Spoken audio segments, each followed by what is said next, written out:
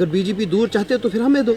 जैसे ही रिजल्ट आ गया बीजेपी के साथ ही मिल गई। किसी का हिस्सा नहीं है इसलिए वो अभी तक जेल में है, लेकिन लड़ रहे हैं इंजीनियर रशीद। और कहां से लड़ रहे हैं? हम इंजीनियर रशीद को बहुत ज्यादा मिस कर रहे हैं। अस्सलाम वालेकुम दोस्तों, मेरा नाम है आकिब और मेरा नाम है समीर। आप देख रहे हैं जेके जर्नो टीवी। आज के वीडियो में हम बात करेंगे इंजीनियर रशीद के बारे में, जो तिहाड़ जेल से लड़ रहे हैं पार्लियामेंट्री इलेक्शन। क्या इंजीनियर रशीद के लिए कश्मीरियों के दिलों में अभी भी प्यार है या फिर वो इंजीनियर रशीद को पूरी तरीके से भुला चुके हैं? क्या है सच्चाई इस वीडियो की, आइए देखते हैं इंजीनियर रशीद के बारे में उनकी पार्टी के लोग क्या कहते हैं। चलिए देखते हैं फिर ये वीडियो क्लिप। इस वक्त जिला तरक्याती कमिश्नर ऑफिस यानी कि डिप्टी कमिश्नर ऑफिस बारामूला में मौजूद है। इंजीनियर रशीद साहब का क्या होगा? हमारे साथ इंजीनियर रशीद की पार्टी यानी अवामी एहतियात पार्टी के एडिशनल स्पोक्समैन उबैद साहब इस वक्त मौजूद है बातचीत करने के लिए। बारामूला पार्लियामेंट कॉन्स्टिट्यूंसी के हवाले से बात करेंगे, जहां से पीपल्स कॉन्फ्रेंस के patron Sajad Lone, national conference के वाइस प्रेसिडेंट उमर अब्दुल्ला और इसके साथ साथ बाकी लीडर ने भी अपना नामांकन फॉर्म भर। ओके, तो यहाँ पे जो है बाकी उमर अब्दुल्ला और सजाद लोन उन्होंने भी यहाँ पे जो है फॉर्म भरा है। ठीक है उबैद साहब, इंजीनियर रशीद तिहाड़ जेल में है और आप यहाँ पे हो, कहाँ तक तैयारियाँ पहुँची? देखिए, अभी तो तैयारी हमारी सिर्फ फॉर्म की निस्बत थी, बाकी जो ग्राउंड पे है वो हमारी तैयारी स्टार्टिंग से चल रही थी और शुक्र है अल्लाह का कि हमारा ग्राउंड पे एक बहुत अच्छा होल्ड है। इंजीनियर रशीद इस वक्त मैदान में नहीं है, उसका बेटा मैदान में है। क्या आपको लगता है कि उसका बेटा उसकी भरपाई कर सकता है? नहीं, ये आप मिसअंडरस्टूड कर गए। इंजीनियर रशीद साहब का बेटा मैदान में नहीं है। इंजीनियर रशीद का बेटा बेचारा बंदा भी पढ़ाई के साथ है, वो अपना काम कर रहा है। तो उसी ने भर लिया ना? नहीं, वो उस वक्त अपनी बाप की वजह से है, क्योंकि हम भी इस वक्त मतलब वो जो कमी है वो महसूस कर रहे हैं। तो इंजीनियर रशीद की वो कमी पूरी करने के लिए हमने मिन्नतें करके अबरार साहब को यहाँ लाया और वो फॉर्म हमने उनके हाथ से सब।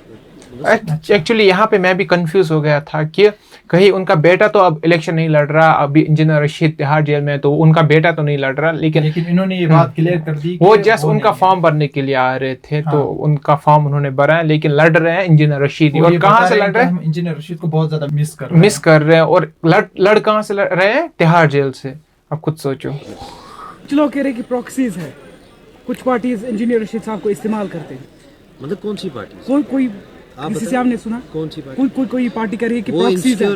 भाई वो इनसिक्योर फील कर रहे हैं। प्रॉक्सी किसकी? प्रॉक्सी तो ये सामने ही आपके, एक बंदा वहाँ से है, एक बंदा वहाँ से है, ठीक। और कौन है? पहले सजा साहब बाहर निकल गए, उसके बाद महबूबा जी को निकाल दिया, फिर उमर साहब एक साइड हो गए। वो प्रॉक्सी बोलेंगे। और किसको बोलेंगे? इंजीनियर रशीद को, जो जेल में है। अगर वो इनकी तरफ प्रॉक्सी होते वो तो खुद लड़ रहे होते, फिर मैं यहाँ रो नहीं रहा होता कि इंजीनियर रशीद साहब की कमी खलल हो रही है।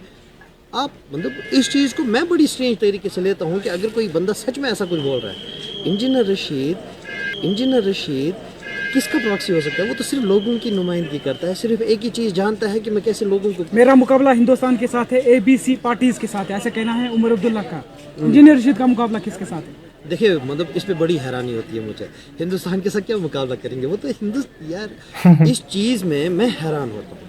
उमर साहब, महबूबा जी हमेशा यही एक जुमला लोगों के सामने लाते हैं, लोगों को इमोशनल वो करवाते हैं, उनके सेंटिमेंट्स को एक्सप्लॉइट करते हैं और फिर बाद में भूल जाते हैं। पिछले इलेक्शन में महबूबा जी आई, बोला बीजेपी को दूर करो, वोट हमें दो। अगर बीजेपी दूर चाहते हो तो फिर हमें दो। जैसे ही रिजल्ट आ गया बीजेपी के साथ ही मिल गई। यहीं पे उमर अब्दुल्ला को ले ले, वो कल तक तो यही बोलते थे और पहला बंदा वही था जो बीजेपी की इसमें रूल में मिनिस्टर रहा है। अगर आप सजाद साहब को सपोर्ट करेंगे, हो सकता है फिर वो कल इंजीनियर रशीद की बात करेंगे। तो पिछले 5 साल से एक बार भी उन्होंने बात की? जिस बंदे ने आप सुनिए, पिछले 5 साल में वो तो बड़ी बातें करते थे ना, हर किसी के बारे में बात करते थे। कभी उनके मुंह से एक बार भी निकला, MLA ये भी थे वो भी थे, उसी असेंबली में होते थे, कम से कम कर्टसी तरीके से उन्होंने एक बार एटलीस्ट बोल दिया होता कि इंजीनियर रशीद कहाँ है। उन्होंने बात की। जो हर वक्त अपना रंग बदलते हो उन पे कौन यकीन करेगा? हम, आप या कश्मीरी अवाम? कोई यकीन नहीं कर सकता। हाँ, इस वक्त अगर बेपाक बिना किसी दाग से इस इलेक्शन में कोई उतर रहा है वो सिर्फ इंजीनियर रशीद है। यहाँ पे हमने जो देखा अभी तक, मुझे जो समझ आया, कश्मीर में एक जो बड़ी जो है पॉलिटिक्स हो रही है, इस बात पे भी हो रही है कि बीजेपी के साथ कौन है कौन नहीं है। हम ये भी जानते हैं कि बीजेपी ने जो है अभी यहाँ पे कश्मीर में कॉन्टेस्ट नहीं कर रहे वो इलेक्शंस, पार्लियामेंट्री इलेक्शंस एटलीस्ट, उसकी बात अगर हम करें तो अभी जो यहाँ पे जो मेन मुद्दा है कि बीजेपी के साथ कौन मिला हुआ है और कौन नहीं मिला हुआ है, जबकि हम सबको पता है कि इन पार्टीज ने क्या क्या किया अभी तक। नए यहाँ पे आप भी, हम यहाँ पे किसी की साइड नहीं ले रहे, बट स्टिल आप जो है सोच समझ के वोट दीजिएगा।